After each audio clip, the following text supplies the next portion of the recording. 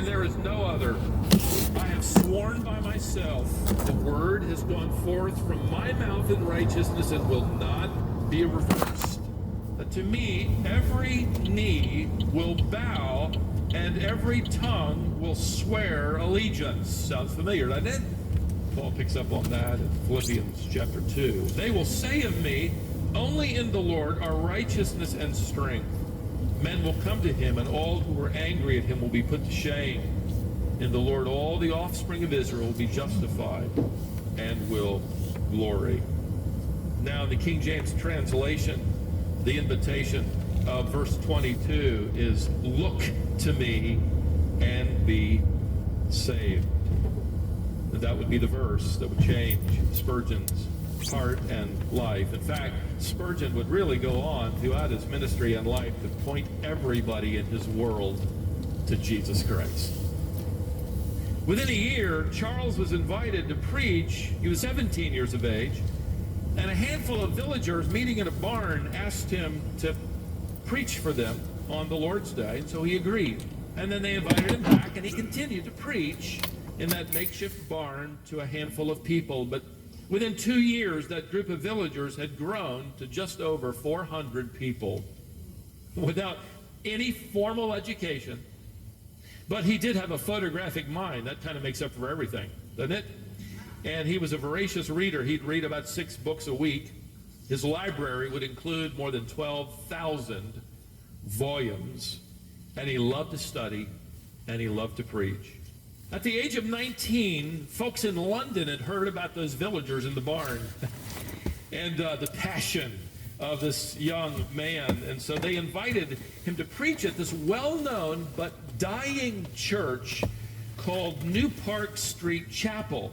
It had an auditorium that sat right around 1,200 people. A long history of pastors like Dr. Gill, who had been published in several volumes. Brilliant men and biblically oriented. But the church had over time been enveloped by the developing city of London and had become what we would call today an inner city church. Spurgeon, it's interesting, actually thought their invitation to him was a mistake. And so he didn't act upon it. They invited him again, and when he realized they were serious, he declined. I mean, why would a city church want an uneducated country boy to be their pastor? But this once vibrant church had heard about this uneducated boy who spoke with passion and color and truth, and they persisted. And so he finally accepted an invitation to come and preach. When he arrived to preach, he spoke that Sunday. Less than 200 people were there, and history records that his clothing didn't fit him, his hair didn't lay down obediently, he had a cowlick, and he simply didn't fit the London city scene. His father had already told him he was making a mistake in going.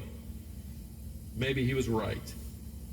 A teenage girl in the congregation that Sunday happened to recall how Spurgeon's appearance was odd and distracting, if not comical.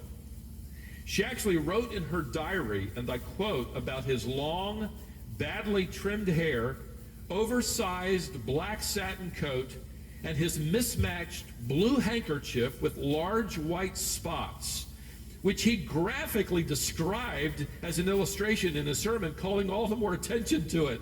She writes, he awakened in me feelings of amusement. He awakened more than that, because within 2 years she'd marry him and pick out his handkerchiefs for the rest of his life. Susanna was her name.